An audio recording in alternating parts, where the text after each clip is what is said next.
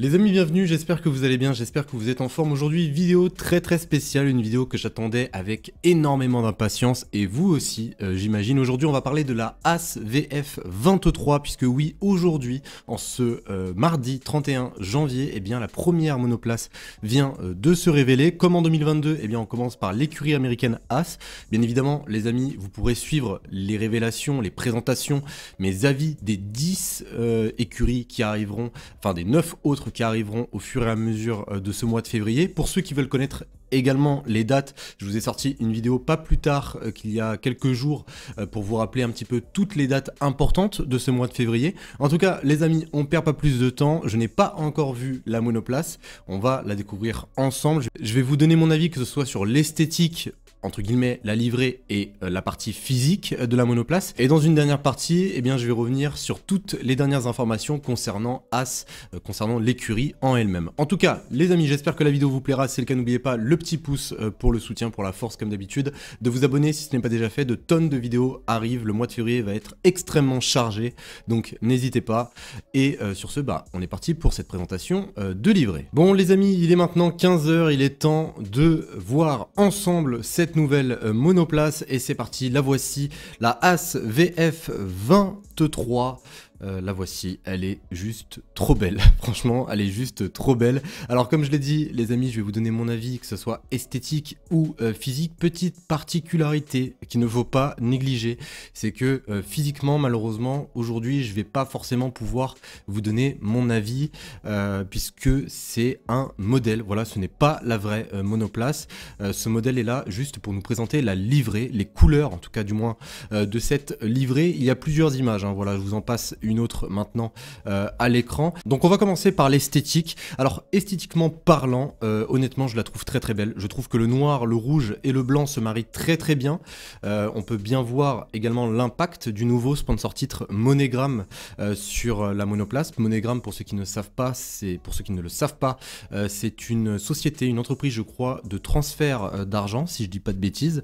En tout cas on peut voir que le nouveau sponsor titre est vraiment très bien mis en avant sur la livrée. Toujours par rapport à l'esthétique, on peut voir que d'autres sponsors ne sont plus là, notamment One and One qui était le sponsor de Mick Schumacher. Juste petite parenthèse par rapport à l'esthétique, par rapport aux livrées, on a bien pu constater qu'au fur et à mesure des années, eh bien, la livrée de la As a longuement été influencée par les sponsors titres. On a bien pu le voir il y a quelques années, notamment une As noire et jaune, on va dire un jaune doré avec le sponsor Rich Energy. Il faut savoir que As et les sponsors, ça n'a pas forcément été une très grande histoire d'amour.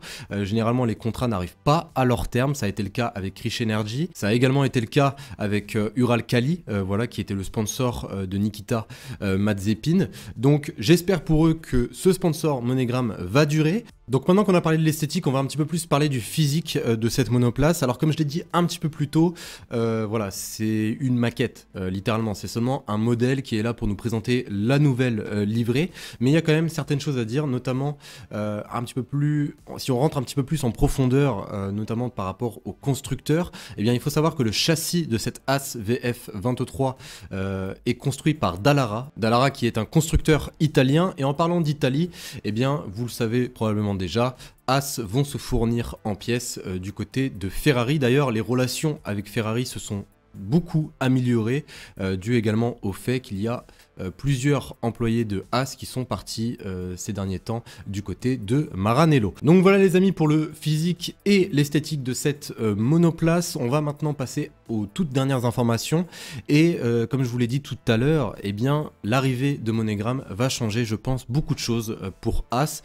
Déjà, on a appris que MoneyGram allait donner énormément d'argent à l'écurie américaine. Juste pour vous dire, on parle pratiquement d'une atteinte au plafond budgétaire, puisque pour ceux qui ne le savent pas, il y a un plafond budgétaire que les écuries peuvent ou non atteindre. Et bien As, pour la première fois de leur histoire, je pense, vont peut-être l'atteindre. Ce plafond est fixé aux alentours de 130 millions d'euros, un petit peu plus. Je crois que c'est 137,4 millions pour être précis. Donc As devrait l'atteindre grâce à ce nouveau sponsor titre MoneyGram. Donc qui dit plus d'argent dit également potentiellement plus de performance, ça nous permet également de façonner et d'optimiser notre monoplace. Alors je vais maintenant vous citer les propos de Günther Steiner concernant ce partenariat. Nous voulons investir l'argent dans la voiture.